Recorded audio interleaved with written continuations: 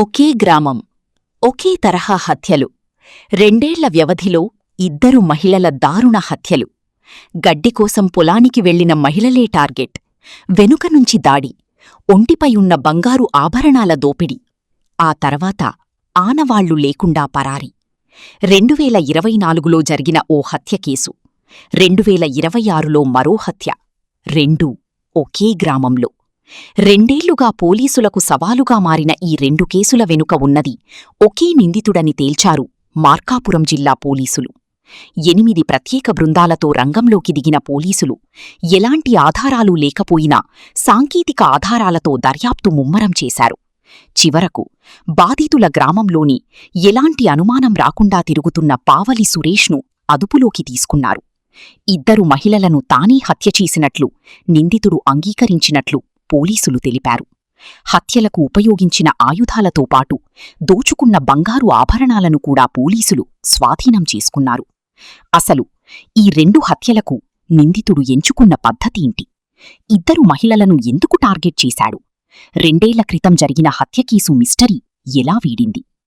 ఇప్పుడు మార్కాపురం జిల్లా పోలీసుల దర్యాప్తులో వెలుగులోకి వచ్చిన సంచలన విషయాలేంటో జిల్లా ఎస్పీ వి హర్షవర్ధన్ రాజు మాటల్లో మార్కాపూర్ డిస్ట్రిక్ట్ సిఎస్పురంలో ఒక వృద్ధురాల్ని, అంటే దాదాపు ఒక 60 సంవత్సరాలు పైబడిన వృద్ధురాల్ని ఒకరు మధ్యాహ్నం పూట ఆవిడని చంపి ఆవిడ మెడలో ఉన్నటువంటి చైను, కమ్మలు తీసుకొని పోవడం జరిగిందనమాట.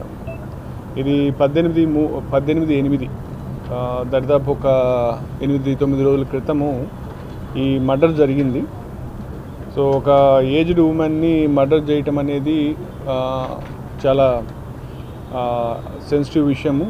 అండ్ దాన్ని మనము సీరియస్గా కన్సిడర్ చేసి దాని మీద CI Pamuru, SDPO Kanigiri, SI Chandrasekharpuram, అట్లా మన ఓఎస్డి మార్కాపూర్, వీళ్ళే కాకుండా వీళ్ళతో పాటు ఇంకొక 4 ఆఫీసర్స్ని కూడా దీని మీద పెట్టి సిఐ కనిగిరి, తర్వాత సిఐ సిఎస్ఎస్ అందరినీ పెట్టి ఒక 8 టీమ్స్గా చేసి ఈ కేసు ఎట్టి పరిస్థితుల్లో మనము ఛేదించాలన్న ఇదితోటి ఎఫర్ట్స్ చేయడం జరిగింది.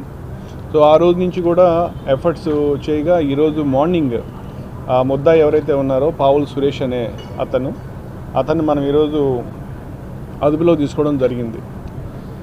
అయితే దీంట్లో ఒక ఇంట్రెస్టింగ్ విషయం ఏంటంటే, ఇదే ఏరియాలో డీజీపేటలో 2024లో కూడా 10వ నెలలో ఒక రత్తమ్మ అనే వృద్ధురాలు, అప్పుడు కూడా ఇలాంటి పరిస్థితుల్లోనే ఆవిడ కూడా మర్డర్ కాబడింది. ఆ కేసు ఇప్పటికీ కూడా అన్డిటెక్టెడ్గా ఉంది. సో అప్పుడు అయిన వెంటనే నెక్స్ట్ డే నేను కూడా సీన్ విజిట్ చేసినప్పుడు ఆ క్రైము ఈ క్రైము 2 చూస్తే 2 సిమిలర్గా ఉన్నాయి. ఒకే టైంలో కావటం, ఒకే ఏజ్ గ్రూప్ చెందిన వాళ్ళు కావటం, వాళ్ళకి ఉన్నటువంటి ఇంజురీస్ కావచ్చు, తర్వాత పోతే నగదు చైన్లు తీసుకెళ్ళటం కావచ్చు, ఇవన్నీ కూడా చూస్తే ఆల్మోస్ట్ సిమిలర్గా ఉండే. సో మనకు ఏమిటంటే ఖచ్చితంగా ఇది ఆ లోకల్ ఆ విలేజ్కి సంబంధించిన వ్యక్తి అయి ఉండాలా, తెలిసిన వ్యక్తి అయి ఉండాలా అన్న ఒక ఇదితోటి మనము ఎఫర్ట్స్ చేయటం స్టార్ట్ చేశాము. అయితే ఈరోజు పట్టుకున్నటువంటి ఆ పావుల్ సురేష్ అనే ముద్దాయి కూడా మనకు ఈ ఎవరైతే సుబ్బమ్మ ఉన్నారో ఆ సుబ్బమ్మకి బంధువు వరుస అవుతారు. ఇతను రకరకాలుగా బెంగళూరులో హోమ్ స్టే బిజినెస్ చేద్దామని, తర్వాత పోతే ఇంకో వ్యాపారం చేస్తామని అప్పులయ్యి అతనికి డబ్బులు అవసరమయ్యి ఈ డబ్బుల కోసము ఈవిడ్ని హత్య చేసినట్టుగా అతను కన్ఫెస్ అయ్యాడు. సో అతను కన్ఫెస్ అయిన దాని మీద మనం ఈరోజు అతన్ని మార్నింగ్ సీన్కి తీసుకెళ్ళి ఆ సీన్ అంతా కూడా రీకన్స్ట్రక్ట్ చేయించాము. అతను ఏదైతే ఆయుధంతో వాళ్ళని కొట్టి చంపడం జరిగిందో, తల మీద గాయపరిచి చంపడం జరిగిందో, ఆ వెపన్ని కూడా ఈరోజు పక్కనే ఉన్నటువంటి పొదల్లో మనము సీజ్ చేయడం జరిగింది.